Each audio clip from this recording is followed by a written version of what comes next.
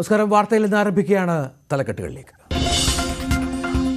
തണ്ണീർക്കൊമ്പന്റെ postmortem നടപടികൾ പുരോഗമിക്കുന്നു. കേന്ദ്ര വനം ഉദ്യോഗസ്ഥർ ബന്ദിപ്പൂരിൽ മരണകാരണം പരിശോധിക്കാൻ 5 അംഗ സമിതി. ഒരു 5 അംഗ സമിതിയെ നിയോഗിച്ചിട്ടുണ്ട്. ഈ നടന്നിട്ടുള്ള മുഴുവൻ കാര്യങ്ങളും പരിശോധിച്ച് എന്തെങ്കിലും സംശയം എവിടെയെങ്കിലും ഉണ്ടെങ്കിൽ അത് പരിശോധിച്ച് അത്തരം സംശയങ്ങൾ മനഃപൂർവ്വമാണെങ്കിൽ നടപടിയെടുക്കാൻ, അല്ലെങ്കിൽ ഭാവിയിലെ പ്രവർത്തനത്തിന് മാർഗദർശനം നൽകാനുള്ള സഹായമായ വിധത്തിലുള്ള നടപടികളായിരിക്കും സ്വീകരിക്കുക. അതിരപ്പള്ളിയിൽ കാട്ടാന ചരിഞ്ഞു. മുതിർന്ന BJP നേതാവ് LK അദ്വാനിക്ക് ഭാരതരത്ന രാജ്യത്തിന് നൽകിയത് മഹത്തായ സംഭാവനയെന്ന് പ്രധാനമന്ത്രി. പരമോന്നത സിവിലിയൻ ബഹുമതി. 96-ാം വയസ്സിൽ അദ്വാനിക്ക് അഭിനന്ദന പ്രവാഹം. കേരള സാഹിത്യ അക്കാദമിക്കെതിരെ ബാലചന്ദ്രൻ ചുള്ളിക്കാട്. സാഹിത്യോത്സവത്തിലെ പ്രഭാഷണത്തിന് നൽകിയത് 2400 രൂപ മാത്രം. വണ്ടിക്കൂലിക്ക് പോലും തികഞ്ഞില്ലെന്ന് കവി. പ്രശ്നം പരിഹരിക്കാൻ നടപടി സ്വീകരിച്ചെന്ന് കെ സച്ചിദാനന്ദൻ.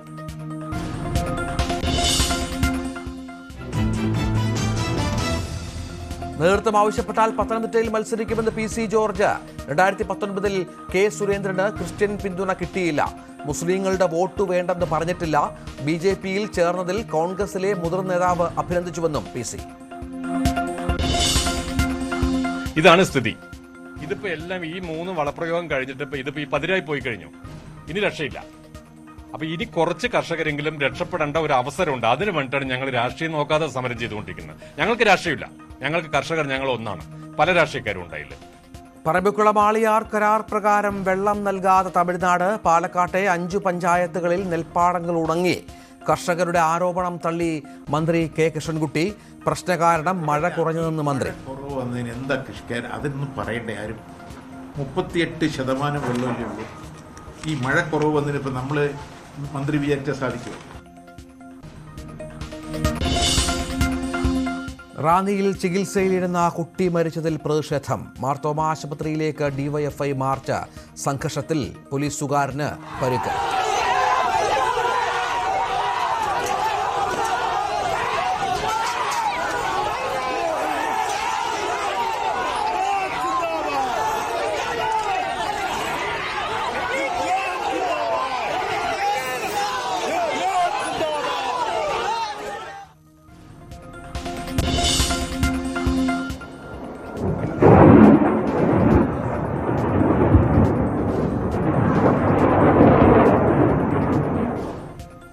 ജോർദാൻ ആക്രമണത്തിന് തിരിച്ചടിയുമായി അമേരിക്ക. ഇറാഖിലെയും സിറിയയിലെയും ഇറാൻ കേന്ദ്രങ്ങളിൽ വ്യോമാക്രമണം.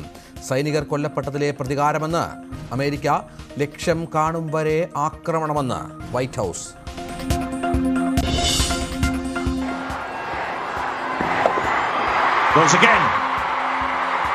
Double 100 for Yashasvi Jaiswal, his first in Test match cricket, and the young man has taken to Test cricket like fish to water.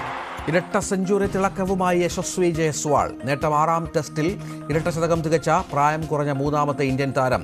1-ാം ഇന്നിംഗ്സിൽ ഇന്ത്യ 396-ന് പുറത്ത്.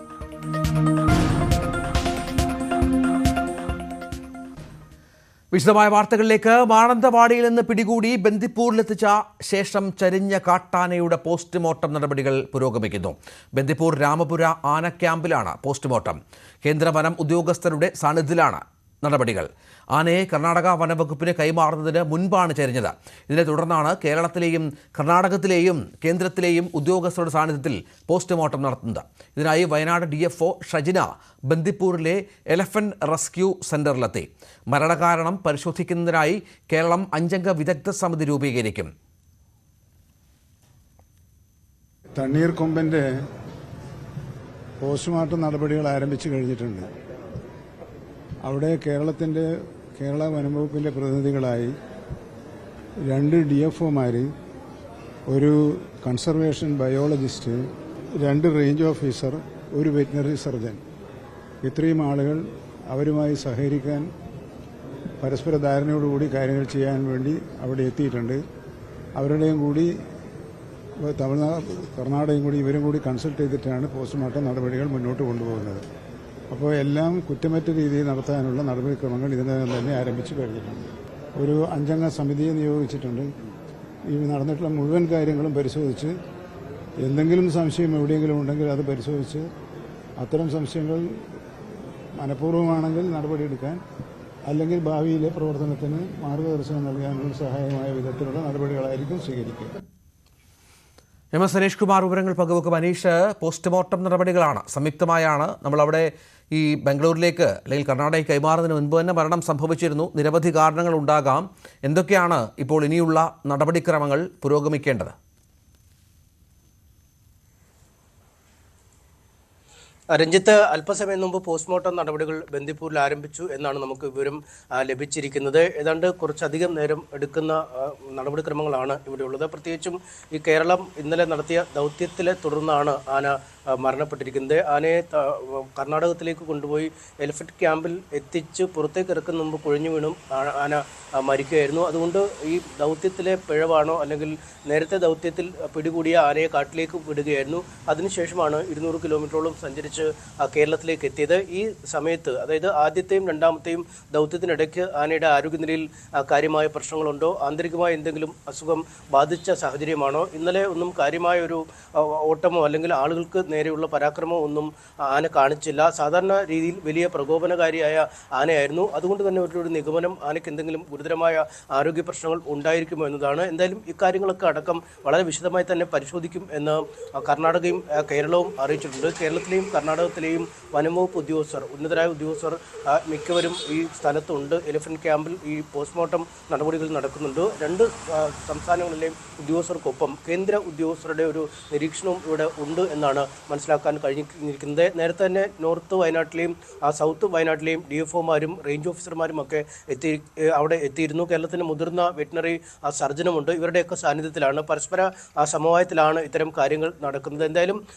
അല്പസമയത്തിനകം പോസ്റ്റ്മോർട്ടം നടപടികൾ അതിൻ്റെ പ്രധാന ഘട്ടത്തിലേക്ക് കടക്കുകയും വൈകുന്നേരത്തിനുള്ളിൽ പോസ്റ്റ്മോർട്ടം പൂർത്തിയാവുകയും ചെയ്യുമെന്നാണ് നമുക്ക് മനസ്സിലാക്കാൻ കഴിയുന്നത്. എന്തായാലും ഇന്നലെ രാവിലെ മുതൽ മാനന്തവാടി പട്ടണത്തിൽ എത്തിയ ശേഷം ഈ വാഴത്തോപ്പിലേക്ക് എത്തിക്കഴിഞ്ഞ് കാര്യമായ ഭക്ഷണമോ വെള്ളമോ ആനയ്ക്ക് ലഭിച്ചിരുന്നില്ല എന്ന് വ്യക്തമാണ്. വലിയ തോതിലുള്ള നിർജ്ജലീകരണം ആന നേരിടേണ്ടി വന്നു എന്നാണ് വിദഗ്ധർ പറയുന്നത്. ഇതിനുശേഷമാണ് മയക്കുവെടി വയ്ക്കുന്നത്.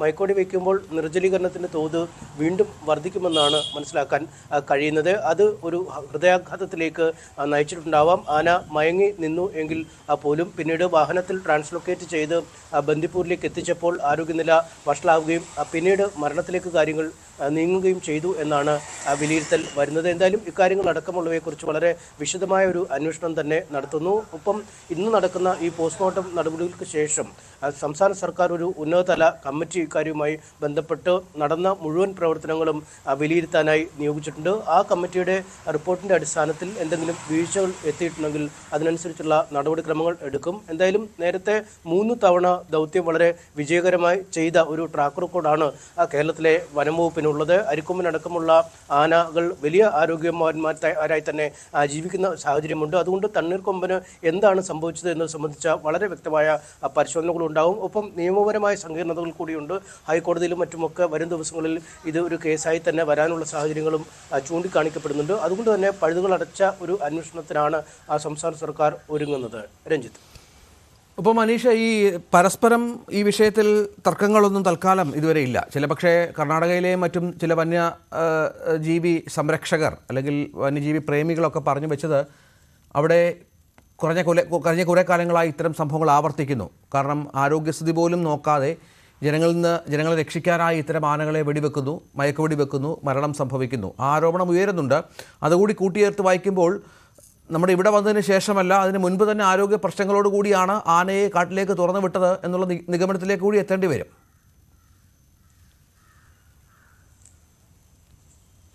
തീർച്ചയായും അങ്ങനെ എത്തേണ്ടി വരും. കാരണം കർണാടകത്തിൽ അടുത്തിടെ 3 ആനകളാണ് ഇത്തരത്തിൽ ദൗത്യത്തിന് ശേഷം മയക്കുവെടി വെച്ച് പിടികൂടി കാട്ടിലേക്ക് അയച്ച ശേഷം മരണപ്പെട്ടിരിക്കുന്നത്. അതുകൊണ്ട് തന്നെ ആ നടപടിക്രമങ്ങളിൽ വീഴ്ചയുണ്ട് എന്ന ഗുരുതരമായ ആരോപണമാണ് കർണാടകത്തിലെ പരിസ്ഥിതി പ്രവർത്തകർ മുന്നോട്ട് വയ്ക്കുന്നത്. നമ്മുടെ നാട്ടിൽ കുറച്ചുകൂടി കാര്യങ്ങൾ വ്യത്യസ്തമാണ്. കാരണം അരിക്കൊമ്പനെ പോലും വെടിവെക്കാൻ നിൽക്കുമ്പോൾ കോടതികളിൽ കേസിന് പോകുന്നു, ഹൈക്കോടതിയിൽ പോകുന്നു, സുപ്രീം കോടതിയിൽ പോകുന്നു, അരിക്കൊമ്പനായി ശക്തിയുക്തം വാദിക്കുന്ന ആളുകളെ കാണുന്നു. അതുകൊണ്ട് നടപടിക്രമങ്ങൾ വളരെ സുതാര്യമായാണ് കേരളത്തിൽ കേരളത്തിൽ നടത്താൻ കഴിയൂ. ഒരു പരിധിക്കപ്പുറം വനംവകുപ്പിന് മാത്രമായി തീരുമാനങ്ങൾ പോലും എടുക്കാൻ കഴിയാത്ത സാഹചര്യമുണ്ട്. എന്തായാലും ഇവിടെ ഈ ജനവാസ കേന്ദ്രത്തിൽ ആന ഇറങ്ങുമ്പോൾ മയക്കുപിടി വെച്ച് പിടികൂടുക എന്നല്ലാതെ മറ്റൊരു മാർഗവും വനംവകുപ്പിന് മുന്നിൽ ഉണ്ടായിരുന്നില്ല. ഒപ്പം ആന അവശനാണ് എന്ന ഒരു സൂചനകൾ ഉദ്യോഗസ്ഥർക്ക് ലഭിച്ചിട്ടുണ്ട്. പക്ഷേ ആ അവശതയെക്കുറിച്ചുള്ള വിശദമായ പരിശോധനകൾ നടത്തണമെങ്കിൽ മയക്കുപിടി വെച്ച് ആനയെ പിടികൂടി പരിശോധനകൾ നടത്തുകയും പിന്നീട് മരുന്ന് നൽകുകയും ശുശ്രൂഷ നടപടികൾ ചെയ്യുകയും അല്ലെങ്കിൽ ക്യാമ്പിലേക്ക് മാറ്റി നടക്കുമുള്ള കാര്യങ്ങൾ ചെയ്യേണ്ടി വരുന്നു. എന്തായാലും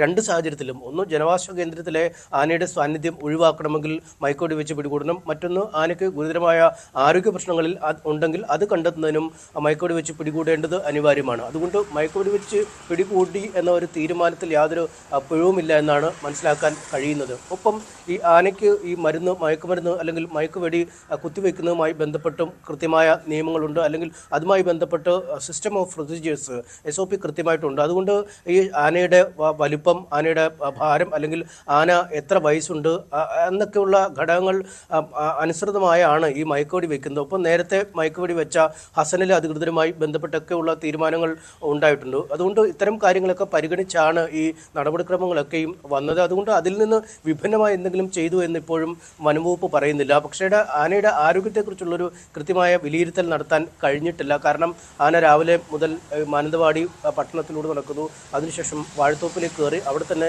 നിൽക്കുന്ന ഒരു സാഹചര്യം. ഇത്തരം പ്രകോപനകാരിയായ ആനയായതുകൊണ്ട് തന്നെ അതിൻ്റെ അടുത്തേക്ക് എത്താനോ മറ്റ് നിരീക്ഷണങ്ങൾ നടത്താനോ കഴിയാത്തൊരു സാഹചര്യം ഉണ്ടായിരുന്നു.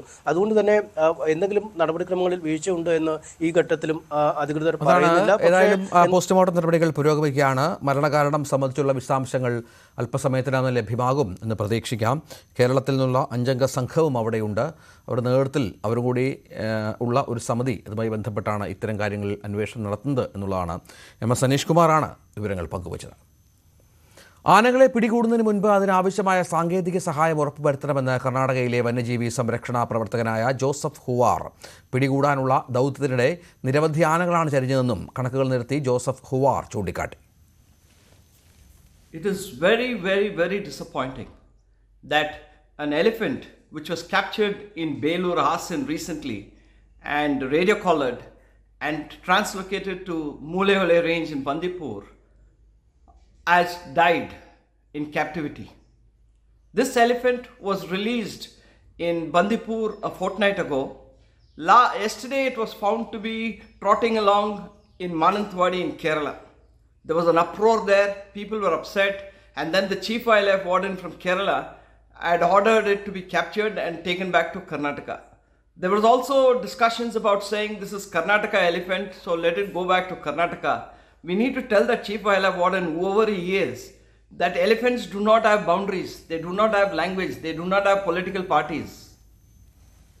Because of your pressure, this animal was captured late in the night and translocated to an elephant camp in Bandipur.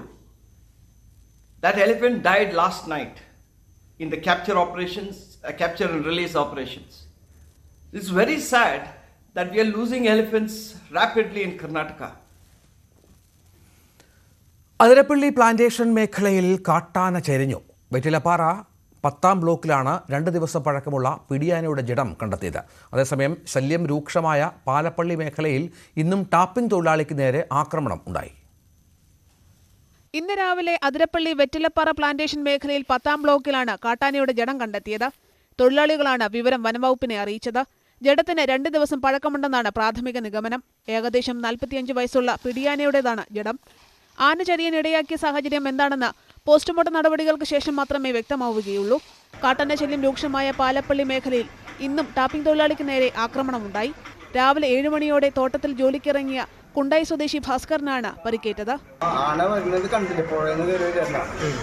ആന കയറി വല്ല ഓടിച്ചാണ്ട് തട്ടി വീണു, തുമ്പിക്കൈക്ക് പുറത്തടിച്ചു. അപ്പം വീണു, ഒരു മരം വീണിരുന്നു. അതിൻ്റെ അടുത്ത് വീണ് കൊണ്ടതിൻ്റെ അടിയിലേക്ക് ഇറങ്ങി നീങ്ങി. ആന ചവിട്ടുന്ന കുത്തി നോക്കിയിട്ടുണ്ട്.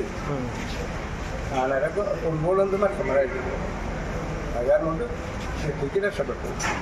ആനയുടെ സാന്നിധ്യം മനസ്സിലാക്കാതെ ജോലി തുടരുകയായിരുന്ന ഭാസ്കരനെ തുമ്പിക്കൈ കൊണ്ട് ആന അടിച്ചു വീഴ്ത്തി. കുത്താൻ ശ്രമിച്ചെങ്കിലും ഭാസ്കരൻ ഒഴിഞ്ഞുമാറി. ഈ സമയം അവിടെ ടാപ്പിങ്ങിനുണ്ടായിരുന്ന മറ്റു തൊഴിലാളികളാണ് ആനയെ വിരട്ടി ഓടിച്ചത്. കൈക്കും കാലിനും പരിക്കേറ്റ ഭാസ്കരനെ പുതുക്കാട് താലൂക്ക് ആശുപത്രിയിൽ പ്രവേശിപ്പിച്ചു. ഇയാളുടെ പരിക്ക് ഗുരുതരമല്ല. ന്യൂസ് 18 തൃശൂർ. മുതിർന്ന BJP നേതാവ് LK അദ്വാനിക്ക് രാജ്യത്തിന്റെ പരമോന്നത സിവിലിയൻ ബഹുമതിയായ ഭാരത് രത്ന പ്രധാനമന്ത്രി നരേന്ദ്രമോദി എക്സിലൂടെയാണ് പുരസ്കാര വിവരം പങ്കുവച്ചത്. ഇന്ത്യയുടെ വികസനത്തിന് LK അദ്വാനി നൽകിയ സംഭാവനകൾ മഹത്തരമാണെന്ന് മോദി എക്സിൽ കുറിച്ചു. 96-ാം വയസ്സിലാണ് അദ്വാനിയെ തേടി ഈ അംഗീകാരം എത്തുന്നത്. അയോധ്യയിൽ രാമക്ഷേത്ര നിർമ്മാണത്തിന് രഥയാത്ര നടത്തുകയും 96-ലടക്കം BJPയെ അധികാരത്തിലെത്തിക്കാനും പ്രധാന പങ്ക് വഹിച്ചത് LK അദ്വാനിയാണ്. അയോധ്യ പ്രാൺ പ്രതിഷ്ഠാ ചടങ്ങിൽ അദ്വാനി പങ്കെടുത്തിരുന്നില്ല. അടൽ ബിഹാരി വാജ്പേയി സർക്കാരിൻ്റെ കാലത്ത് ഉപപ്രധാനമന്ത്രിയായും കേന്ദ്രമന്ത്രിയായും പ്രവർത്തിച്ചിട്ടുണ്ട്. 9 വർഷം ലോക്സഭയിലും 80 രാജ്യസഭയിലും പ്രതിപക്ഷ നേതാവായി മികവ് തെളിയിച്ചിട്ടുണ്ട് അദ്വാനി. മറ്റു വാർത്തയിലേക്ക്. കേരള സാഹിത്യ അക്കാദമിക്കെതിരെ കവി ബാലചന്ദ്രൻ ചുള്ളിക്കാട്. സാഹിത്യ അക്കാദമി തന്നെ അപമാനിച്ചുവെന്നാണ് വിമർശനം.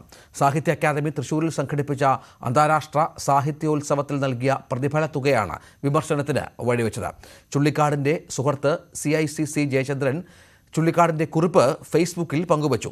പ്രശ്നം പരിഹരിക്കാൻ അക്കാദമി ഇടപെടണമെന്ന് ജയചന്ദ്രൻ ന്യൂസ് 18നോട് പറഞ്ഞു.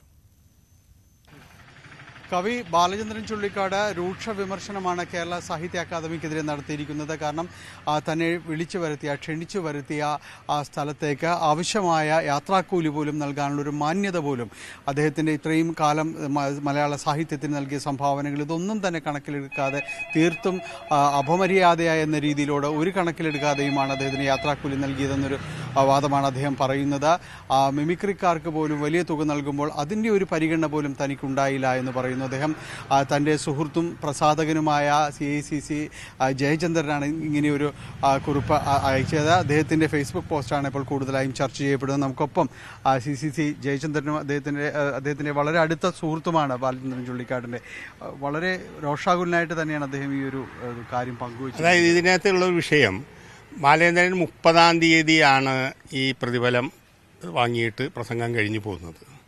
കേരള സാഹിത്യ അക്കാദമിയുടെ ചരിത്രത്തിലെ ഏറ്റവും മികച്ച പ്രസംഗങ്ങളിലൊന്നായിരുന്നു നളിനിയെക്കുറിച്ച് അദ്ദേഹം നടത്തിയ പ്രസംഗം. അവിടെ കേട്ടിരിക്കുന്നവരും സാമൂഹ്യ മാധ്യമങ്ങളിലുമെല്ലാം ആ കാര്യം വിശാലമായ രീതിയിൽ ചർച്ച ചെയ്യപ്പെടുകയും ചെയ്തിരുന്നു.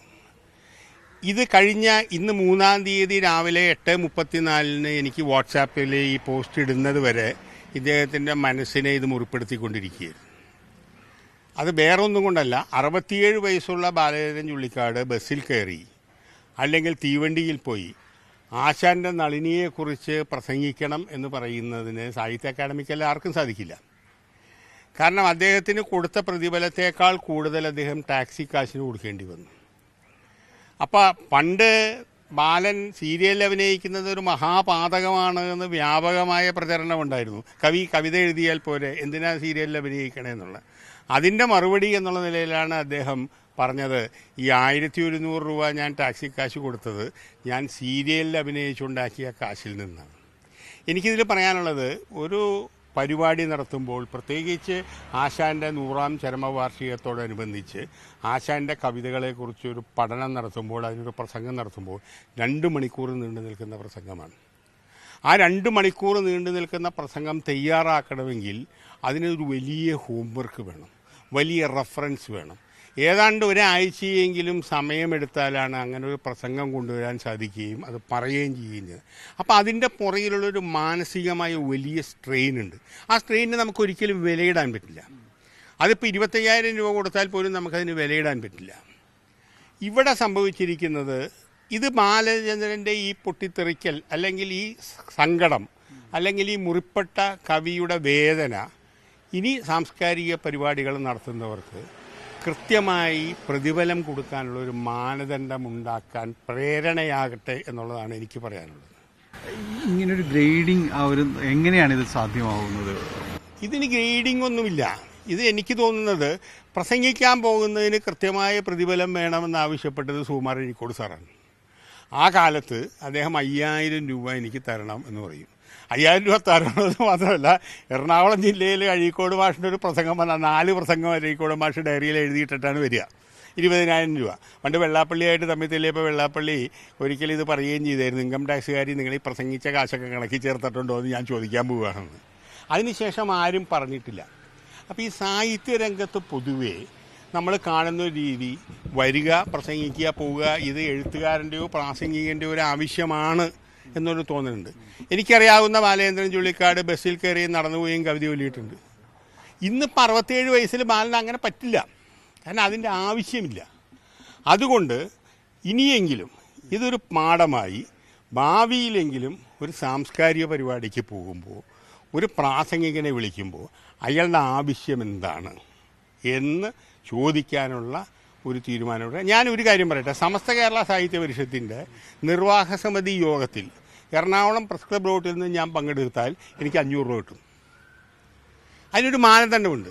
സമസ്ത കേരള സാഹിത്യ പരിഷത്ത് ഓരോ പ്രാസംഗികനും വരുന്ന വഴിയുടെ വഴിച്ചെലവനുസരിച്ച്, ദൂരമനുസരിച്ച് കൃത്യമായ പ്രതിഫലം നൽകാറുണ്ട്. ആ മാനദണ്ഡം പാലിക്കപ്പെടണം. ഇനി ഇത്തരം പരിപാടികളിൽ പങ്കെടുക്കില്ല എന്നാണ് അദ്ദേഹം പറയുന്നത്. അതിനൊരു മാറ്റം എന്തെങ്കിലും? അല്ല, പരിപാടിയിൽ പങ്കെടുക്കില്ല വെച്ചാൽ പൊതുവെ ബാലേന്ദ്രൻ പ്രസംഗങ്ങളിൽ നിന്നൊക്കെ മാറി നിൽക്കുകയായിരുന്നു കുറേ കാലമായിട്ട്. പക്ഷേ വേറൊരു കാര്യത്തിൽ എൻ്റെ അനുഭവത്തിൽ തന്നെ ബാലേന്ദ്രൻ കാണിയായി വരുന്ന സദസ്സിൽ നിന്ന് ബാല സംസാരിക്കൂ എന്ന് പറഞ്ഞാൽ ബാലമെന്ന് സംസാരിക്കാറുണ്ട്. പൊതുവെ പ്രസംഗങ്ങളിലോട് ചെല്ലുമ്പോൾ പുള്ളി മുഖം തിരിക്കാറുണ്ട്. കാരണം അതിൻ്റെ ഒരു വലിയ സ്ട്രെയിനാണ്.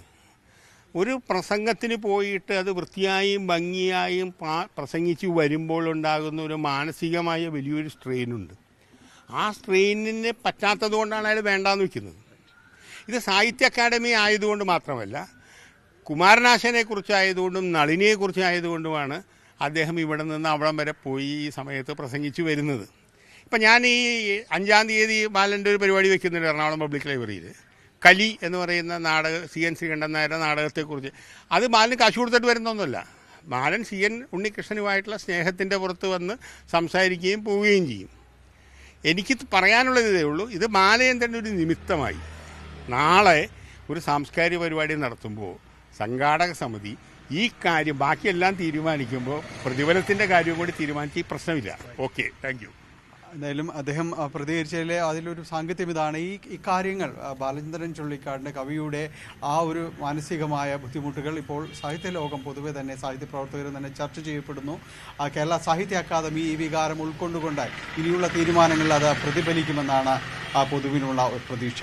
ക്യാമറമാൻ മനോജിനൊപ്പം ഡാനി പോൾ, ന്യൂസ് 18. ബാലചന്ദ്രൻ ചുള്ളിക്കാടിൻ്റെ വിമർശനമാണ്, സാഹിത്യ അക്കാദമിക്കെതിരെയുള്ള വിമർശനമാണ് ഈ അഭിമുഖത്തിന് കാരണമായത്. കുറഞ്ഞ പ്രതിഫലം നൽകി അപമാനിച്ചുവെന്ന ചുള്ളിക്കാടിൻ്റെ ആക്ഷേപത്തിൽ ഇടപെട്ട് കേരള സാഹിത്യ അക്കാദമി ബാലചന്ദ്രൻ ചുള്ളിക്കാടിൻ്റെ പ്രശ്നം പരിഹരിക്കാൻ നടപടി സ്വീകരിച്ചിട്ടുണ്ടെന്ന് അക്കാദമി അധ്യക്ഷൻ കെ സച്ചിദാനന്ദൻ പറഞ്ഞു. ചുരുങ്ങിയ ഫണ്ട് കൊണ്ടാണ് സാഹിത്യോത്സവം നടക്കുന്നത്. ബാലചന്ദ്രനുണ്ടായ പ്രശ്നത്തിൽ തങ്ങൾക്ക് സങ്കടമുണ്ട്. ചുള്ളിക്കാട് ഉന്നയിച്ചത് പൊതുവായ പ്രശ്നമാണ്, ഇതിനെ ഒരു വ്യക്തിപരമായ പ്രശ്നമായി കാണുന്നില്ലെന്നും സച്ചിദാനന്ദൻ പറഞ്ഞു. അത് പരിഹരിക്കപ്പെട്ട് കഴിഞ്ഞ ഒരു പ്രശ്നമാണ് ഞങ്ങളെ സംബന്ധിച്ചിടത്തോളം. ഇപ്പോൾ ഇത് വളരെ ലിമിറ്റഡ് പണം കൊണ്ട് നടത്തുന്ന ഒരു ഉത്സവമാണ്. ഇപ്പോൾ നമ്മളെല്ലാവർക്കും സാധാരണ എല്ലാ എഴുത്തുകാർക്കും കൊടുക്കുന്ന 1000 രൂപയാണ്. പിന്നെ ഇവിടെ കിലോമീറ്റർ കണക്കാക്കിയിട്ടുള്ള ഒരു രീതിയാണ് പണ്ട് തൊട്ടേ അവലംബിച്ചു പോരുന്നത്. അപ്പോൾ അത് യാന്ത്രികമായിട്ട് ഫോളോ ചെയ്യുകയാണ് ഓഫീസ് ചെയ്തത്. ബാലൻ്റെ കാര്യത്തിൽ വളരെ കൂടുതൽ സംസാരിച്ചു, വളരെ കൂടുതൽ അതിനുവേണ്ടി എഫർട്ട് എടുത്തിട്ടുണ്ട്. അതുകൊണ്ടൊരു പ്രത്യേക പരിഗണന എന്നുള്ളത് നിൽക്കണം. അല്ലെങ്കിൽ ആ നിയമപ്രകാരം ഈ ചെയ്തതിൽ തെറ്റ് പറയാൻ പറ്റില്ല. പക്ഷെ അതുകൊണ്ട് ബാലചന്ദ്രന് ആവശ്യമായിട്ടുള്ള രീതിയിലുള്ള ഒരു പ്രതിഫലം നൽകാനുള്ള തീരുമാനമുണ്ട്. മറ്റു ചില വാർത്തകളിലേക്ക്. BJP ആവശ്യപ്പെട്ടാൽ പത്തനംതിട്ടയിൽ സ്ഥാനാർത്ഥിയാകുമെന്ന് PC ജോർജ് ന്യൂസ് 18നോട്. പത്തനംതിട്ടയുടെ MP ആയി കേന്ദ്രത്തോട് 1000 കോടി രൂപ ആവശ്യപ്പെട്ടാൽ അവർ അനുവദിക്കും. പിൽഗ്രിം ടൂറിസത്തിന് പത്തനംതിട്ടയിൽ വലിയ സാധ്യതയാണ്. കഴിഞ്ഞ ലോക്സഭാ തെരഞ്ഞെടുപ്പിൽ ക്രിസ്ത്യാനികളുടെ പിന്തുണ BJPക്ക് ഉണ്ടായിരുന്നില്ലെന്നും PC ജോർജ് ചൂണ്ടിക്കാട്ടി. ആ ശബരിമല ഉൾപ്പെട്ട പത്തനംതിട്ട പാർലമെൻറ്റ് നിയോജകമണ്ഡലം സ്വാഭാവികമായി ആ ശബരിമലയെ സംബന്ധിച്ച് പാർലമെൻറ്റ് ശക്തമായിട്ട് വാദിക്കാനുള്ള ബാധ്യത ഇവിടുത്തെ MPക്കില്ലേ? അത് മാത്രമാണോ?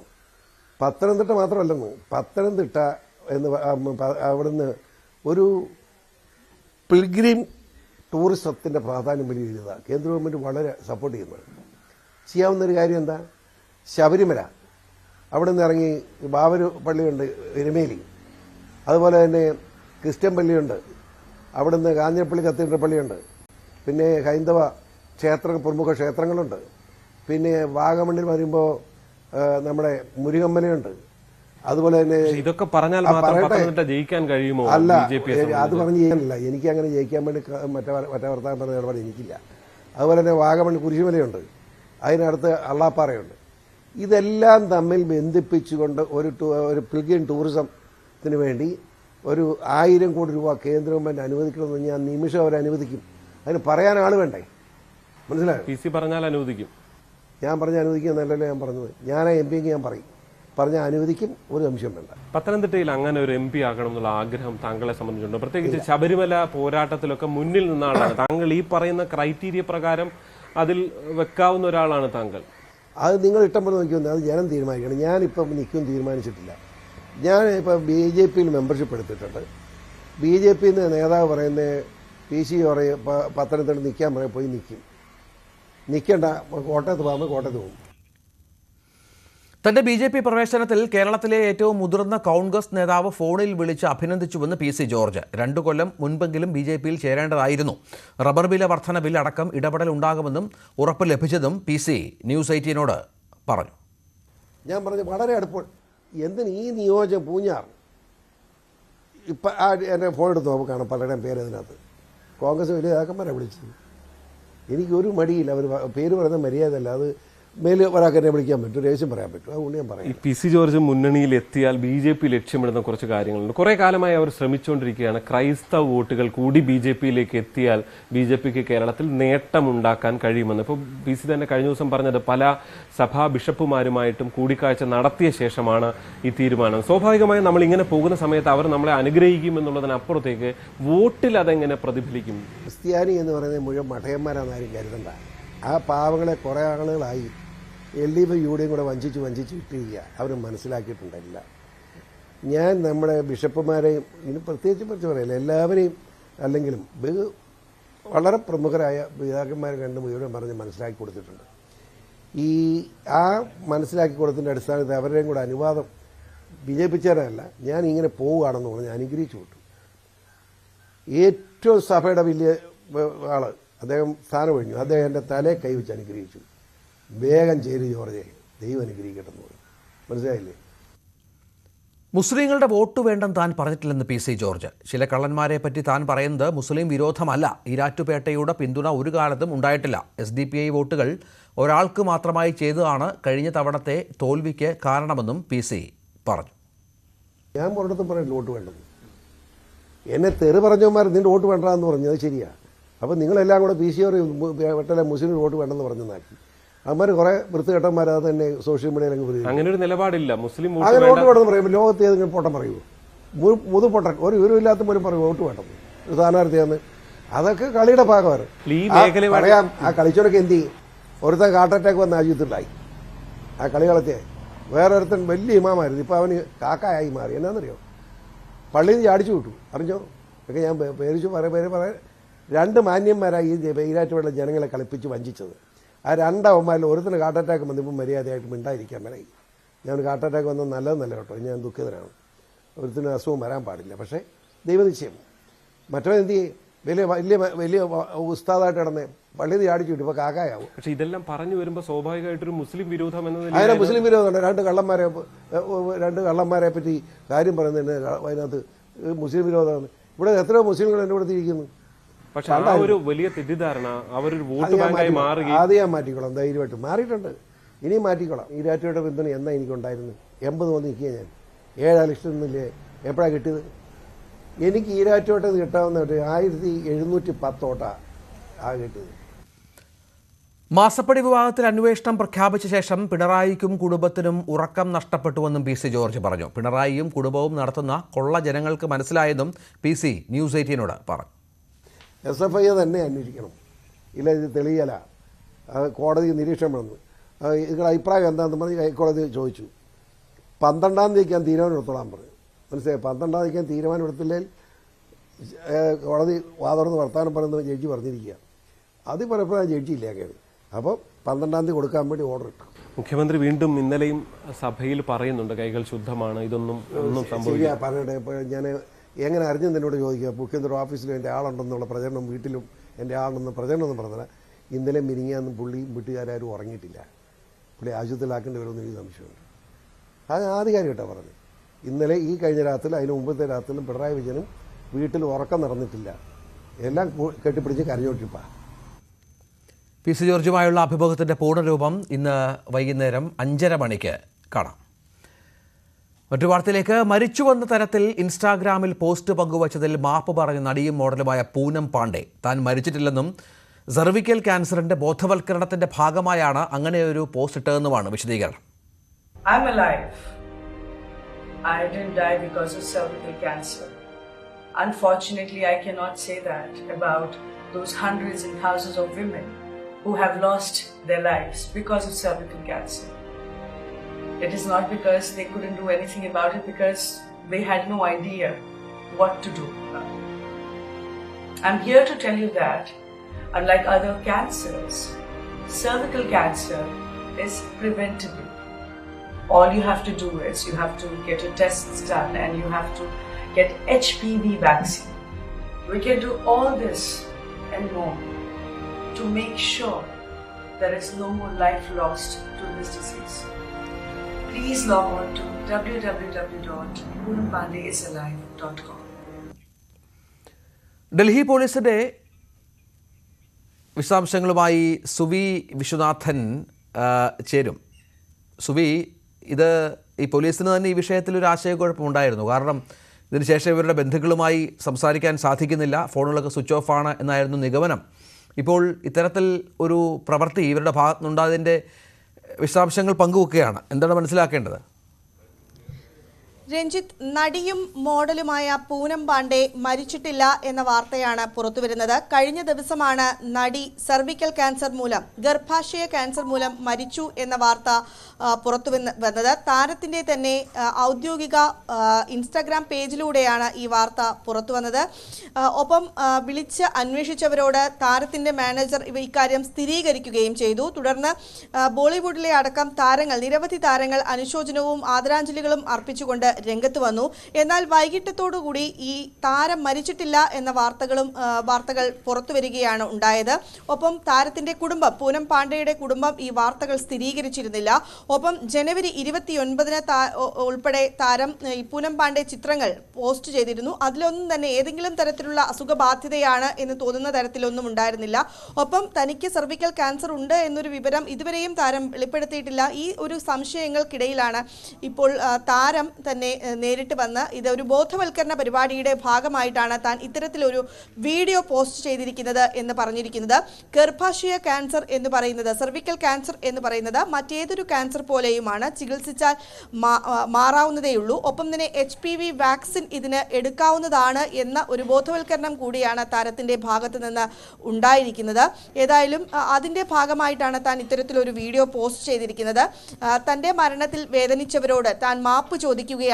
ഈ ഒരു ബോധവൽക്കരണത്തിന് വേണ്ടി മാത്രമാണ് ഇത് ചെയ്തിരിക്കുന്നത് എന്നാണ് താരം പറഞ്ഞിരിക്കുന്നത്. ഏതായാലും ഇത് ബോളിവുഡിലും മറ്റും വലിയ ചർച്ചയായി കഴിഞ്ഞു. ഒപ്പം സമൂഹ മാധ്യമത്തിൽ ഇത്തരത്തിലൊരു വീഡിയോ പോസ്റ്റ് ചെയ്തതിനെതിരെ പൂനം പാണ്ഡെക്കെതിരെ വിമർശനവും വന്നിട്ടുണ്ട്. പക്ഷെ കഴിഞ്ഞ ഏതാനും ദിവസങ്ങളായി, വെള്ളിയാഴ്ചയാണ് ഈ ആദ്യ വീഡിയോ വിവരം പുറത്തു വരുന്നത്. അന്ന് മുതൽ തന്നെ ഈ സർവിക്കൽ ക്യാൻസറുമായി ബന്ധപ്പെട്ട വാർത്തകളും ചർച്ചകളും സമൂഹ മാധ്യമങ്ങളിൽ ഉൾപ്പെടെ വലിയ തോതിൽ നടന്നിരുന്നു. ഇതിനെ പ്രതിരോധിക്കാൻ എന്താണ് ചെയ്യുക എന്നതുൾപ്പെടെയുള്ള കാര്യങ്ങൾ വന്നിരുന്നു. മറ്റ് ക്യാൻസറുകൾ പോലെ തന്നെയാണ് ഇത് എന്നും, നിരവധി സ്ത്രീകളാണ് ഈ സർവിക്കൽ ഗർഭാശയ ക്യാൻസർ മൂലം മരണം സംഭവിക്കുന്നത് എന്നുമുള്ള വിവരങ്ങളും പുറത്തു വന്നിരുന്നു. അത് ചികിത്സിച്ച് മാറ്റാവുന്നതേ ഉള്ളൂ എന്ന തരത്തിലുള്ള വാർത്തകളും പുറത്തു വന്നിരുന്നു. ഏതായാലും പൂനം പാണ്ഡെ എന്താണോ ഉദ്ദേശിച്ചത് അത് ലക്ഷ്യം കണ്ടിരിക്കുന്നു എന്ന് പറയാം. പക്ഷേ അവർക്കെതിരെ സമൂഹ മാധ്യമങ്ങളിൽ വലിയ വിമർശനവും ഉയർന്നു വരികയാണ്. 2013-ലാണ് മോഡലായ താരം സിനിമ രംഗത്തേക്ക് പ്രവേശിക്കുന്നത്. ഇഷ എന്ന ചിത്രത്തോടു കൂടിയായിരുന്നു അവരുടെ ഒരു സിനിമാ പ്രവേശനം. തുടർന്ന് 10ഓളം സിനിമകളിൽ ഇവർ പ്രവർത്തിച്ചു. കന്നഡ, ഹിന്ദി ഉൾപ്പെടെയുള്ള സിനിമകളിലും ഇവർ പ്രവർത്തിച്ചിട്ടുണ്ട്. ഏതായാലും പൂനം പാണ്ഡെക്കെതിരെ സമൂഹ മാധ്യമങ്ങളിൽ ഒരു വിഭാഗം വിമർശിക്കുമ്പോൾ മറുവിഭാഗം കയ്യടികളുമായി രംഗത്ത് വരികയാണ്. ഏതായാലും പൂനം പാണ്ഡെ മരിച്ചിട്ടില്ല, ഒരു ബോധവൽക്കരണ വീഡിയോയുമായിട്ടാണ് അവർ ഈ ഒരു പങ്കുവച്ചത്. ഡൽഹി പോലീസിന്റെ ക്രൈംബ്രാഞ്ച് വിഭാഗം മുഖ്യമന്ത്രി അരവിന്ദ് കെജ്രിവാളിന്റെ വസതിയിലെത്തി. ആം ആദ്മി MLA-മാരെ BJP കോഴ വാഗ്ദാനം നൽകി സ്വാധീനിക്കാൻ ശ്രമിച്ചു എന്ന പരാതിയിലെ അന്വേഷണത്തിന്റെ ഭാഗമായാണ് എത്തിയത്. ഇത് രണ്ടാം ദിവസമാണ് ഡൽഹി പോലീസ് ഉദ്യോഗസ്ഥർ അരവിന്ദ് കെജ്രിവാളിന്റെ വസതിയിലെത്തുന്നത്. ഇന്നലെ EDയുടെ സമൻസ് എത്തിക്കാനായി അരവിന്ദ് കെജ്രിവാളിന്റെ വസതിയിൽ ഡൽഹി പോലീസ് എത്തിയിരുന്നു. ഇറാഖിലും സിറിയയിലും ആക്രമണം നടത്തി അമേരിക്കൻ സൈന്യം. കഴിഞ്ഞ ഞായറാഴ്ച ജോർദാനിൽ US സൈന്യത്തിന് നേരെയുണ്ടായ ആക്രമണത്തിന് തിരിച്ചടി എന്നോണമാണ് 85ഓളം കേന്ദ്രങ്ങളിൽ അമേരിക്ക ആക്രമണം നടത്തിയത്. ഇറാൻ റവല്യൂഷണറി ഗാർഡും ഇതുമായി ബന്ധമുള്ള സായുധ തീവ്രവാദ സംഘങ്ങളുടെയും കേന്ദ്രങ്ങളാണ് ലക്ഷ്യമിട്ടതെന്ന് അമേരിക്ക അറിയിച്ചു. വരും ദിവസങ്ങളിൽ കൂടുതൽ ആക്രമണങ്ങൾ ഉണ്ടായേക്കുമെന്ന് സൂചനകളും അമേരിക്കൻ സൈന്യം നൽകി. അമേരിക്കൻ പൗരനെ ആക്രമിച്ചാൽ പ്രതികരിക്കുമെന്നായിരുന്നു ആക്രമണത്തെക്കുറിച്ച് പ്രസിഡന്റ് ജോ ബൈഡന്റെ പ്രതികരണം.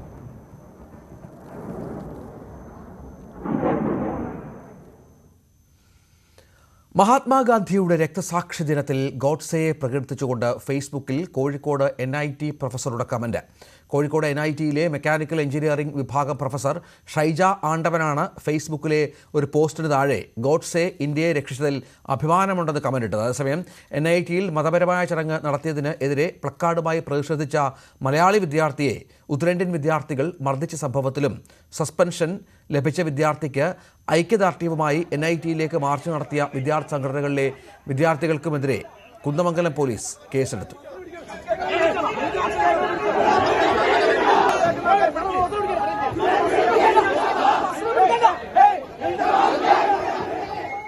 വിവരങ്ങളുമായി ആസാദ് ചേരുന്നു. ആസാദ്, ഈ പ്രൊഫസറുടെ പോസ്റ്റ് അതാണിപ്പോൾ ചർച്ചയാകുന്നത്. ഒപ്പം ഉത്തരേന്ത്യൻ വിദ്യാർത്ഥികളുടെ മർദ്ദനവും ആ സ്ഥാപനത്തെ വാർത്തയിൽ എത്തിക്കുന്നുണ്ട്. എന്തൊക്കെയാണ് വിവരങ്ങൾ? കോഴിക്കോട് NITയിൽ കഴിഞ്ഞ 22-ാം തീയതി നടന്ന മതപരമായ ചടങ്ങിനെതിരെ ഉള്ള പ്രതിഷേധത്തെ തുടർന്നാണ് ഈ വിവാദങ്ങളും വാർത്തകളും പുറത്തു വന്നുകൊണ്ടിരിക്കുന്നത്.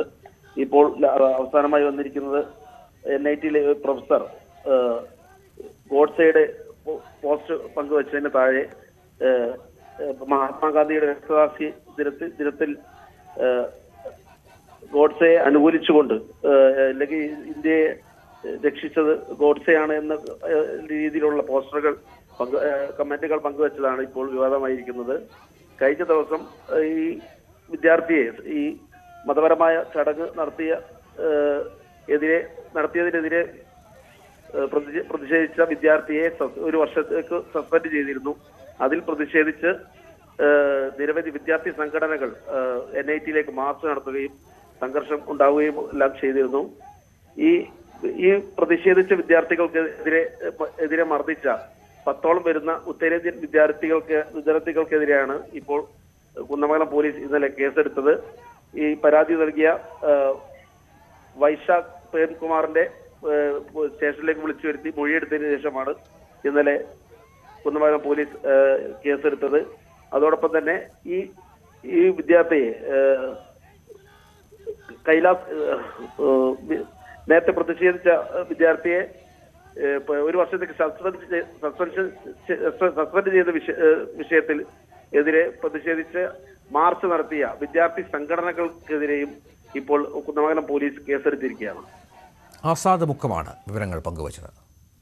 പാലാ നഗരസഭാ ചെയർമാൻ തെരഞ്ഞെടുപ്പിൽ കേരള കോൺഗ്രസ് എമ്മിന്റെ സ്ഥാനാർത്ഥി ഷാജു വി തുരുത്തൻ ജയിച്ചു. 26-അംഗ നഗരസഭയിൽ 17 വോട്ടുകൾ നേടിയാണ് നഗരസഭാ ചെയർമാൻ സ്ഥാനത്തേക്കുള്ള വിജയം.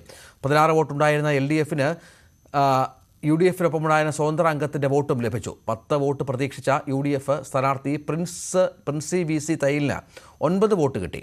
ഇടതുമുന്നണി ധാരണപ്രകാരം CPM പ്രതിനിധി രാജിവെച്ചതിനെ തുടർന്നാണ് നഗരസഭാ ചെയർമാൻ സ്ഥാനത്തേക്ക് വീണ്ടും തെരഞ്ഞെടുപ്പ് നടന്നത്. ശ്രീജിത്ത് തയ്യാറാക്കിയ റിപ്പോർട്ട്. എയർപോർട്ട് വിവാദം തുടരുന്ന കാഴ്ചയാണ് ഇന്നും കണ്ടത്. എയർപോർട്ട് നഷ്ടപ്പെട്ട നഗരസഭ അംഗമായിട്ടുള്ള ജോസ് ഇന്ന് വീണ്ടും ബിനു പുളിക്കേണ്ടത് CPM അംഗമായ ബിനു പുളിക്കേണ്ടതിനെതിരെ രംഗത്ത് വന്നു. ബിനു കഴിഞ്ഞ ദിവസം പറഞ്ഞിരുന്നത് ഈ എനിക്ക് ഇതിൽ എത്ര എയർപോർട്ട് വേണമെങ്കിലും വാങ്ങാനുള്ള കാശുണ്ട് എന്ന ഇതായിരുന്നു. മാത്രമല്ല താനല്ല ഇത് എടുത്തതെന്ന് ആവർത്തിക്കുകയും ചെയ്തിരുന്നു. ശാസ്ത്രീയമായ പരിശോധന നടത്തൂ എന്നതടക്കം അദ്ദേഹം ചൂണ്ടിക്കാണിച്ചിരുന്നു. ഇതിനെല്ലാം മറുപടിയായാണ് ജോസ് ചൂരാങ്കുഴി ഇന്ന് രംഗത്ത് വന്നത്. അദ്ദേഹം പറയുന്നത് ചില പണക്കാർക്ക് അവർക്ക് ചില മോഷണ സ്വഭാവങ്ങൾ പലപ്പോഴും കാണിക്കാറുണ്ട്, ഇത് അതിൻ്റെ ഭാഗമാണ് എന്നായിരുന്നു അദ്ദേഹത്തിൻ്റെ ഇന്നത്തെ ആരോപണം. പുള്ളിക്ക് ഒന്നെങ്കിൽ അതൊരു മാനസിക വൈകല്യമായിരിക്കും. കാരണം ഇങ്ങനെ ചിലർക്ക് മോഷ്ടിക്കുക എന്നുള്ള ഇഷ്ടം പോലെ ആൾക്കാർ വലിയ പൈസ ഉള്ളവർ ചില ഹോട്ടലുകളിൽ റൂം എടുത്താൽ സ്പൂൺ എടുത്തുകൊണ്ട് പോവുക, അങ്ങനെയുള്ള ചില്ലറ മോഷണം അത് അവരൊരു കലയായിട്ട് എടുത്തിരിക്കുന്ന ആൾക്കാരായിരിക്കും. ഈ പുള്ളി ആ കൂട്ടത്തിൽപ്പെട്ടതായിരിക്കും. അല്ലാതെ പിന്നെ ഈ സാധനം എടുത്തുകൊണ്ട് പോകേണ്ട കാര്യമില്ലെന്ന് പുള്ളി തന്നെ പറയുന്നുണ്ട്. ഇഷ്ടംപോലെ പൈസയും ഉണ്ടെന്ന് പറയുന്നുണ്ട്. പക്ഷേ പുള്ളി അത് എടുത്തുകൊണ്ട് പോകേണ്ട കാര്യം ഇതല്ലാതെ വേറെ എന്താണ് കാര്യം? അല്ലെ എന്നോടുള്ള വൈരാഗ്യം കൊണ്ടായിരിക്കണം. അല്ലെ വാശിയും കൊണ്ടായിരിക്കും. എന്തായാലും പോലീസ് അന്വേഷിക്കൂ എന്ന് ആദ്യം ആവശ്യപ്പെട്ട ആളാണ് താനെന്ന് ബിനു പുളിക്കകണ്ടം ചൂണ്ടിക്കാട്ടുകയാണ്. മാത്രവുമല്ല, ഇക്കാര്യത്തിൽ കുരങ്ങനെ കൊണ്ട് ചുടുചോറ് വാരിപ്പിക്കുന്ന അവസ്ഥയാണ് ഇപ്പോൾ ഉള്ളത്. ഇതിന് പിന്നിൽ ജോസ് അല്ല ഉള്ളത്, അതിൻ്റെ മുകളിലുള്ള നേതൃത്വങ്ങൾ ഉണ്ട്. ഒരു ശിഖണ്ഡി എന്ന നിലയിൽ ജോസിനെ മുന്നിൽ നിർത്തുക മാത്രമാണ് ചെയ്തിട്ടുള്ളതെന്നാണ് ബിനു പുളിക്കകണ്ടത്തിൻ്റെ മറുപടി. ശിഖണ്ഡിയെ മുന്നിൽ നിർത്തി പണ്ട് യുദ്ധം ചെയ്തെന്ന് പറഞ്ഞാൽ അദ്ദേഹത്തെ മുന്നിൽ നിർത്തിക്കൊണ്ട് വലിയ ലക്ഷ്യങ്ങൾക്ക് വേണ്ടിയുള്ള ഒരു ഇതാണ് ഇതിൽ നടക്കുന്നത്. അത് വോട്ടിങ്ങിനെ ബാധിക്കത്തില്ല. എന്ന് വെച്ചാൽ ഇത് സംബന്ധിച്ച് അദ്ദേഹത്തിനെ മുന്നിൽ നിർത്തിക്കൊണ്ട് വോട്ടിങ്ങിനെ ബാധിക്കുമായിരിക്കും. ഞാൻ ചെയ്യുന്ന വോട്ടിനെ അല്ല, വരാൻ പോകുന്ന നിയമസഭാ ഇലക്ഷനിലെ ചിലരൊക്കെ മത്സരിക്കുമ്പോൾ വോട്ടിങ്ങിനെയൊക്കെ ഇത് ബാധിക്കുമായിരിക്കും. അത് എൻ്റെ ഒരു വോട്ടല്ലായിരിക്കാം. അത് ബാധിക്കും എന്നുള്ള കാര്യത്തിൽ ഉറപ്പമാണല്ലോ. അതാണല്ലോ ഇതിൻ്റെ ആത്യന്തികമായി ഇത് എങ്ങോട്ടാണ് പോകുന്നതെന്നുള്ളത് എല്ലാവർക്കും അറിയാമല്ലോ. എന്തായാലും ഇന്ന് സമാധാനപരമായി പാലാ നഗരസഭാ അധ്യക്ഷ സ്ഥാനത്തേക്കുള്ള തെരഞ്ഞെടുപ്പ് പൂർത്തിയായി. പക്ഷേ ഭാവിയിൽ വരുന്ന തെരഞ്ഞെടുപ്പുകളിൽ ഈ സംഭവങ്ങൾ വോട്ടായി മാറുമെന്ന മുന്നറിയിപ്പാണ് ബിനു പുളിക്കകണ്ടം നൽകുന്നത്. എന്തായാലും ഈ വിവാദം അവസാനിക്കുന്നില്ല. ജോസ് പോലീസിൽ പരാതി നൽകിയിരുന്നെങ്കിലും പിന്നീട് തിരക്ക് കാരണം മൊഴി രേഖപ്പെടുത്താൻ പോയില്ല എന്നാണ് പറഞ്ഞത്. എന്തായാലും പോലീസ് FIR ഇട്ട് കേസ് അന്വേഷിക്കണമെന്നാണ് ബിനു പുളിക്കകണ്ടത്തിന്റെ ആവശ്യം. ഇമ്മാനുവൽ തോമസിനൊപ്പം ജി ശ്രീജിത്ത്, ന്യൂസ് 18 പാല.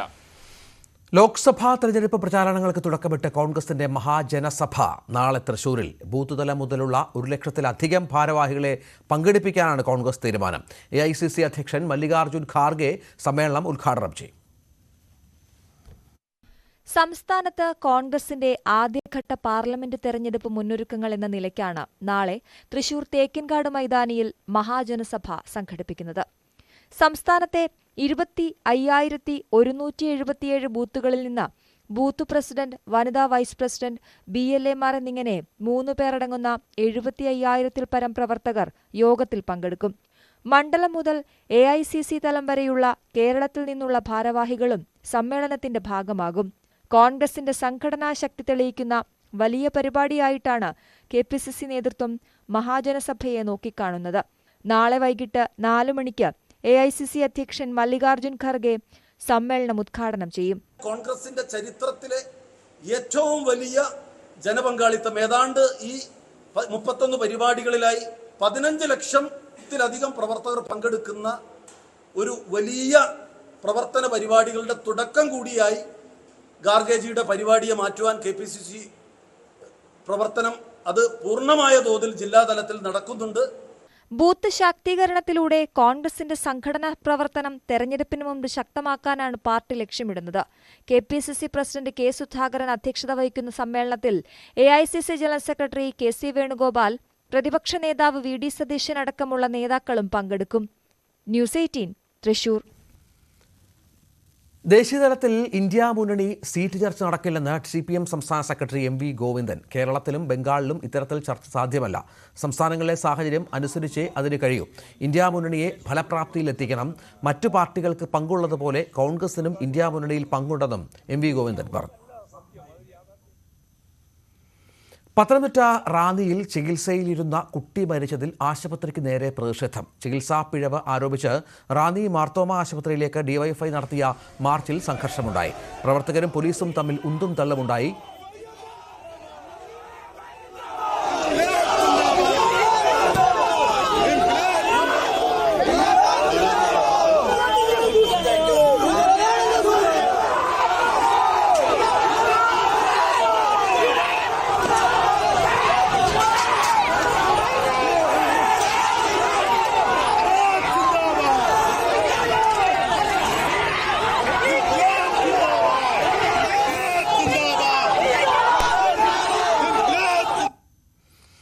പറമ്പിക്കുളം ആളിയാർ കരാർ പ്രകാരം കേരളത്തിന് അർഹമായ വെള്ളം നൽകാതെ തമിഴ്നാട്. വെള്ളം ലഭിക്കാതെ വന്നതോടെ ചിറ്റൂർ മേഖലയിൽ 5 പഞ്ചായത്തുകളിൽ നെൽപ്പാടങ്ങൾ കരിഞ്ഞുണങ്ങുകയാണ്. വെള്ളം ലഭ്യമാക്കണമെന്നാവശ്യപ്പെട്ട് കർഷകർ സമരം തുടരുമ്പോഴും സർക്കാർ കേന്ദ്രങ്ങൾ ആലസ്യത്തിലാണ്. പറമ്പിക്കുളം ആളിയാർ കരാർ പ്രകാരം മണക്കടവ് വിയറിൽ നിന്ന് 7.25 TMC വെള്ളം തമിഴ്നാട് കേരളത്തിന് നൽകണം. കരാർ വ്യവസ്ഥ അനുസരിച്ച് അപ്പർ നീരാർ വിയറിൽ നിന്നുള്ള മുഴുവൻ വെള്ളവും കേരളത്തിന് അവകാശപ്പെട്ടതുമാണ്. ജനുവരി 29 വരെ കേരളത്തിന് ആകെ ലഭ്യമാക്കിയത് 3.57 TMC വെള്ളം മാത്രം. വെള്ളം ലഭിക്കാതെ വന്നതോടെ ചിറ്റൂർ മേഖലയിൽ നെൽകൃഷി പാടെ കരിഞ്ഞുണങ്ങിക്കൊണ്ടിരിക്കുകയാണ്. പൊൽപ്പുള്ളി, പട്ടഞ്ചേരി, പല്ലശന, കൊഴിഞ്ഞാമ്പാറ, പെരുവെമ്പ് പഞ്ചായത്തുകളിലെ കൃഷിയിടങ്ങളാണ് വരണ്ടുണങ്ങി ഉപയോഗശൂന്യമായി കൊണ്ടിരിക്കുന്നത്.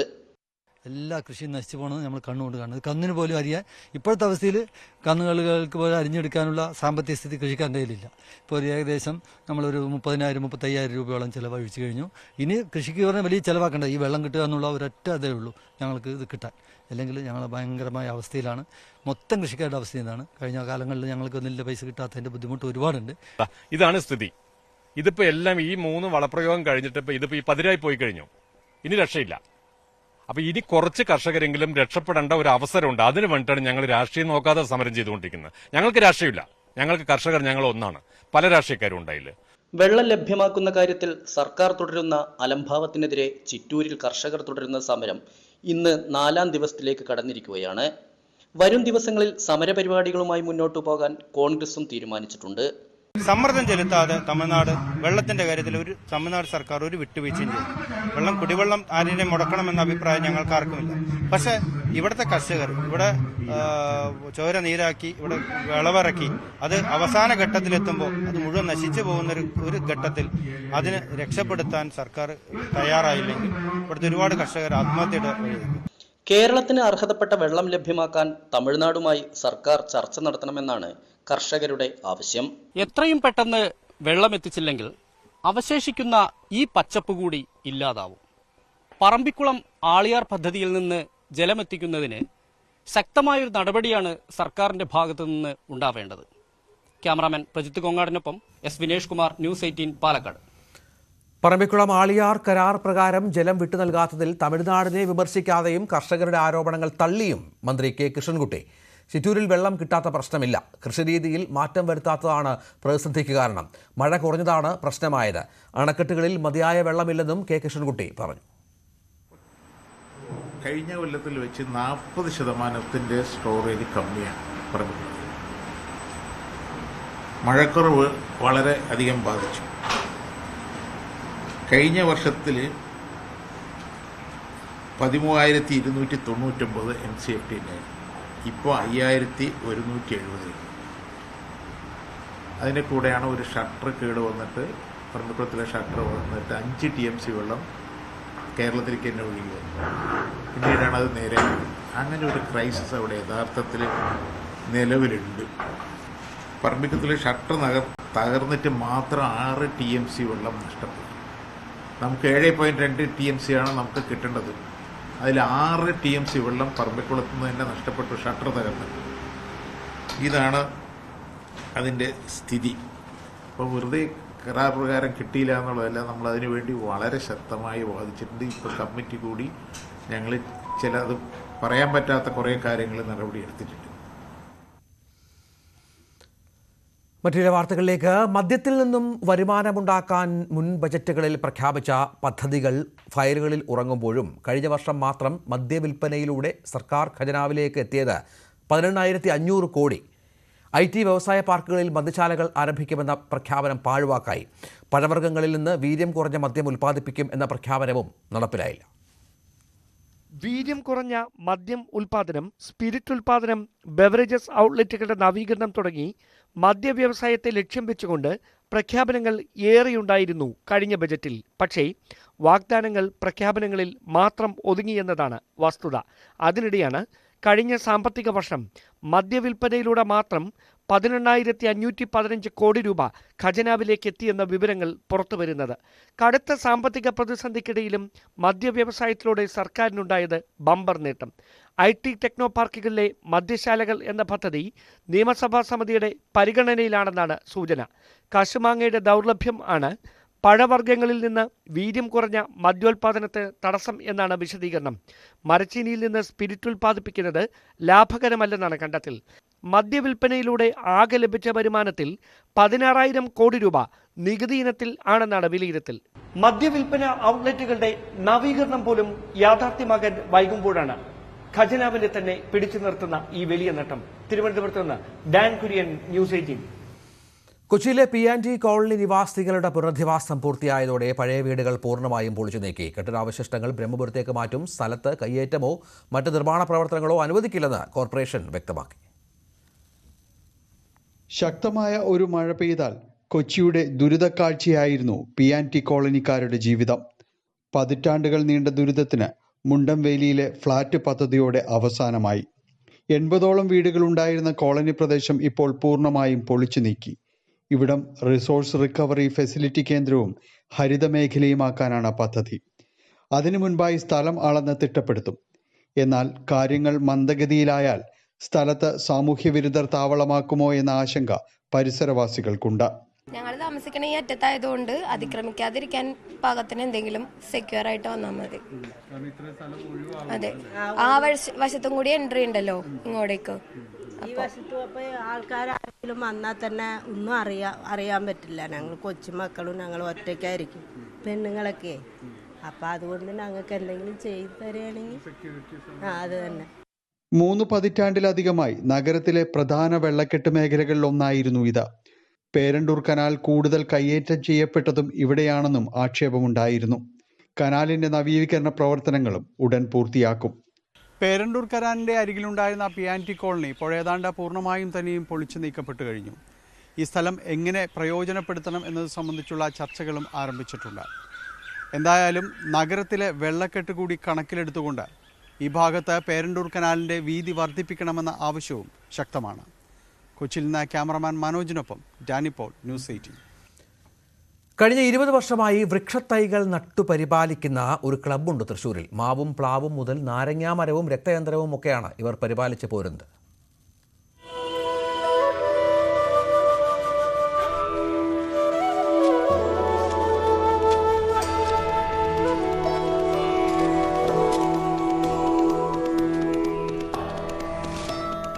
വർഷം മുമ്പാണ് തൃശൂർ പേരാമംഗലത്തെ ഒരു കൂട്ടം ചെറുപ്പക്കാർ വൃക്ഷത്തൈകൾ പരിപാലിച്ചു തുടങ്ങിയത്. ഒഴിഞ്ഞ പറമ്പുകളിലും റോഡരികിലും വൃക്ഷത്തൈ നട്ടായിരുന്നു പരിപാലനം. ഇന്നിപ്പോൾ മാവും പ്ലാവും കായ്ച്ചു, നെല്ലി പൂത്തു, ആത്തച്ചക്കയും ഓറഞ്ചും ഞാവലും ഫലം തന്നു തുടങ്ങി.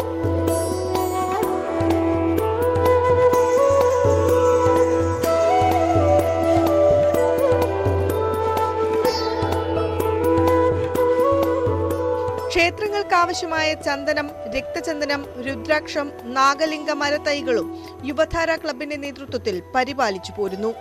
നിർധന കുടുംബാംഗങ്ങളുടെ പഠനത്തിനും വിവാഹത്തിനും ചികിത്സയ്ക്കും ആവശ്യമായ സഹായവുമായി സാമൂഹിക ഇടപെടലും നടത്തുന്നുണ്ട്. ചാരിറ്റി ആയിട്ട് നമ്മുടെ സമൂഹത്തിലെ കഷ്ടതകൾ അനുഭവിക്കുന്നവർക്ക് കഴിയാവുന്ന രീതിയിലുള്ള സഹായങ്ങൾ ക്ലബ്ബ് ചെയ്തു വരുന്നുണ്ട്. ജനങ്ങളുടെ നല്ലൊരു സപ്പോർട്ടുണ്ട്. നമ്മുടെ നിലനിൽപ്പിൻ്റെ ആധാരം എന്ന് പറഞ്ഞാൽ ജനങ്ങൾ നമ്മളതിനെ വളരെയധികം സപ്പോർട്ട് ചെയ്യുന്നുണ്ട്. പിന്നെ ഞങ്ങളുടെ കൂട്ടായിട്ടുള്ള പ്രവർത്തനം ആണ് ഇതിൻ്റെയൊക്കെ ഒരു പിന്നിൽ. പഞ്ചായത്തിന്റെ സഹകരണത്തോടെ മരങ്ങൾക്ക് സമീപം വഴിയരികിൽ കട്ട വിരിച്ച് ബെഞ്ച് സ്ഥാപിച്ച് സായാഹ്നങ്ങൾ ചെലവഴിക്കാൻ നാട്ടുകാർക്ക് സൗകര്യം ഒരുക്കുന്നതാണ് ക്ലബിന്റെ ലക്ഷ്യം. ന്യൂസ് 18 തൃശൂർ. മറ്റു ചില വാർത്തകൾ ചുരുക്കത്തിൽ. ആശാവർക്കർമാരുടെ ഓണറേറിയം വർദ്ധിപ്പിച്ചു. വേതനം 7000 രൂപയാക്കി ഉയർത്തിയതായി ധനമന്ത്രി KN ബാലഗോപാൽ. 26,125 പേർക്ക് നേട്ടമുണ്ടാകും. 2 മാസത്തെ വേതന വിതരണത്തിന് 31.35 കോടി രൂപ അനുവദിച്ചു. പ്രസവം നിർത്തൽ ശസ്ത്രക്രിയക്കിടെ ആലപ്പുഴ വനിതാ ശിശു ആശുപത്രിയിൽ യുവതി മരിച്ച സംഭവം ഞെട്ടിപ്പിക്കുന്നുവെന്ന് ആരോഗ്യമന്ത്രി. പരാതി കിട്ടുന്നതിന് മുൻപേ അന്വേഷണത്തിന് ഉത്തരവിട്ടു. വിദ്യാഭ്യാസ ഡയറക്ടർ രൂപീകരിച്ച വിദഗ്ധ സമിതി അന്വേഷിച്ചു വരികയാണെന്നും മന്ത്രി പറഞ്ഞു. തൃശൂരിൽ പെരുന്നാളിന് പൊട്ടിച്ച പടക്കം വീണ് ബൈക്കിന് തീപിടിച്ച് ചികിത്സയിലായിരുന്ന യുവാവ് മരിച്ചു. ചാലക്കുടി പരിയാരം സ്വദേശി ശ്രീകാന്താണ് മരിച്ചത്. വയനാട് മീനങ്ങാടി പാതിരപ്പാലത്ത് നിയന്ത്രണം വിട്ട ബൈക്ക് അപകടത്തിൽപ്പെട്ട യുവാവ് മരിച്ചു. കൊളഗപ്പാറ സ്വദേശി കൊള്ളിപ്പറമ്പിൽ വർഗീസിന്റെ മകൻ തോംസൺ വിക്കി ആണ് മരിച്ചത്.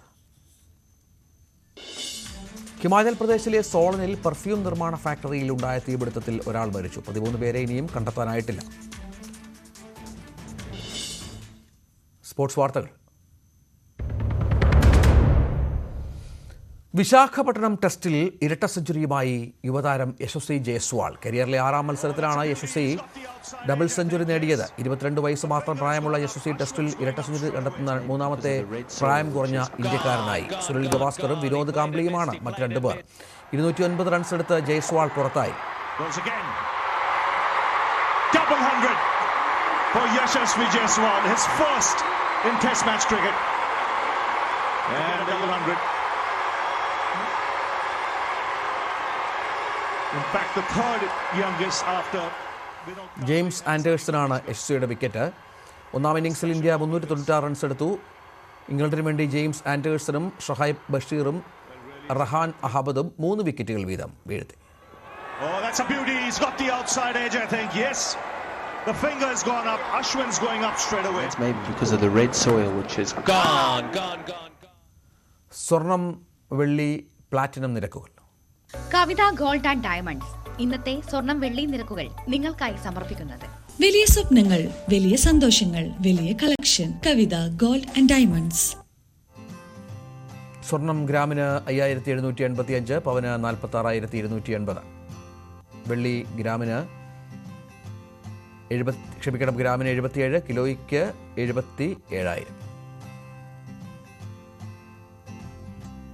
കവിത ഗോൾഡ് ആൻഡ് ഡയമണ്ട്സ് ഇന്നത്തെ സ്വർണം വെള്ളി നിരക്കുകൾ നിങ്ങൾക്കായി സമർപ്പിക്കുന്നത്. വലിയ സ്വപ്നങ്ങൾ, വലിയ സന്തോഷങ്ങൾ, വലിയ collection. Kavitha gold and diamonds. വാർത്തയിൽ നിന്ന് പൂർണ്ണമാകുന്നു. കൂടുതൽ വാർത്തകൾക്കും വിശദാംശങ്ങൾക്കും malayalam.news18.com.